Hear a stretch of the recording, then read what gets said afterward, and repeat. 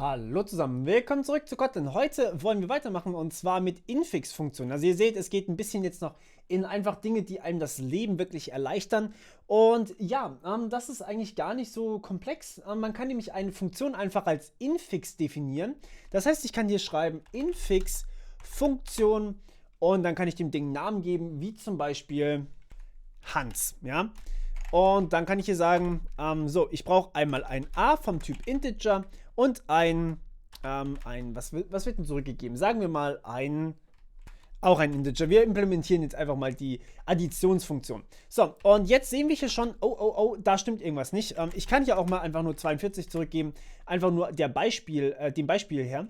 Aber das Problem ist, dieses Infix, das braucht natürlich eigentlich zwei Parameter.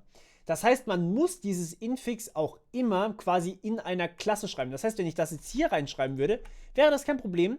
Aber ich kann es auch draußen hinschreiben und das ist das, was ich machen möchte. Ich kann einfach sagen, hey, okay, ich erweitere sozusagen die Integer-Klasse um die Hans-Funktion, ja. Und die Hans-Funktion gibt einfach immer 42 zurück, okay?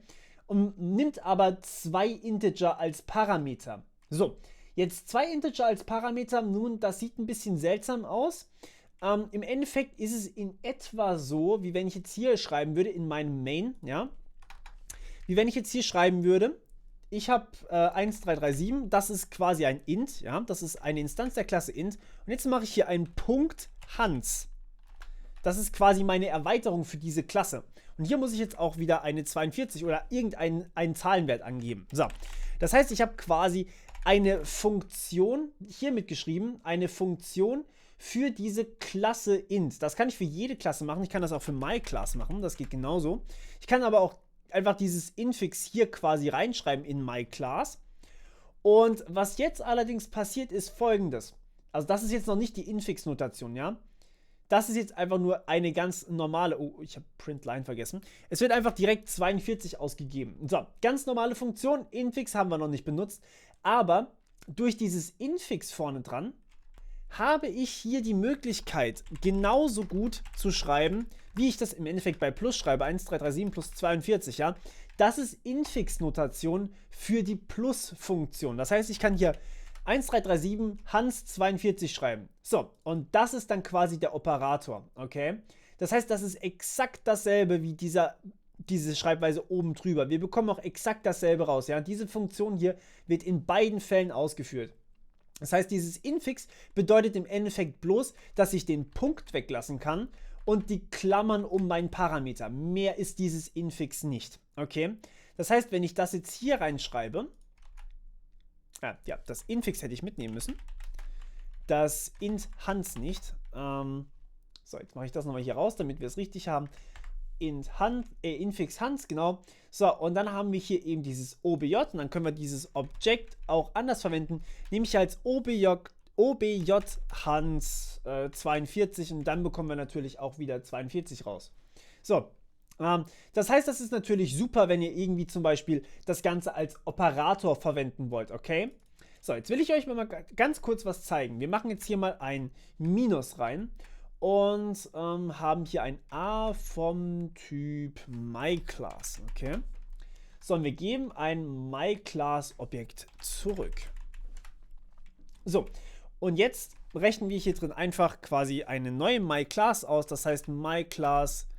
Können wir so nicht machen, war red ist gleich myClass und dann sagen wir hier red.x ist gleich a.x plus this.x. Oder this können wir auch weglassen und dann geben wir selbstverständlich red zurück. So, haben wir quasi einfach ein x, das quasi der neue Wert ist, okay? So, jetzt sehen wir hier allerdings, diese Function Declaration muss einen Namen haben. Wobei Minus natürlich sowieso keinen Sinn macht. Aber ich kann hier nicht einfach die Operatoren benutzen. Das geht damit nicht. Ich müsste jetzt hier zum Beispiel add schreiben. Das würde wunderbar funktionieren.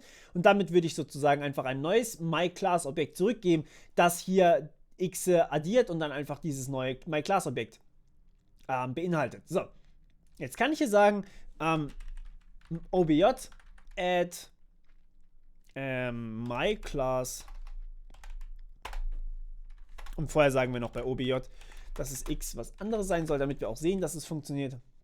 So, und ja, dann kriegen wir im Endeffekt nur ein MyClass-Objekt zurück, wobei das natürlich relativ unnütz hier quasi ist. Jetzt kann ich das auch ganz normal hier verwenden als Objekt. Das ist jetzt quasi einfach ein MyClass-Objekt hier. Jetzt kann ich auf dem irgendwelche Sachen ausführen, wie zum Beispiel eben x ausgeben lassen. So, das heißt, ich möchte hier x auslesen und wir sehen, das ist 1379, was natürlich die 42 von dem normalen Standard MyClass-Objekt ist und dieses 1337 von diesem OBJ eben. Das heißt, es ist im Endeffekt wirklich wie ein Operator, allerdings natürlich recht limitiert, was den Namen angeht, und das wollen wir uns selbstverständlich auch noch ein bisschen genauer angucken. Und ja, das war es eigentlich von meiner Seite auch schon wieder. Wir hören uns beim nächsten Mal. Bis dann. Ciao.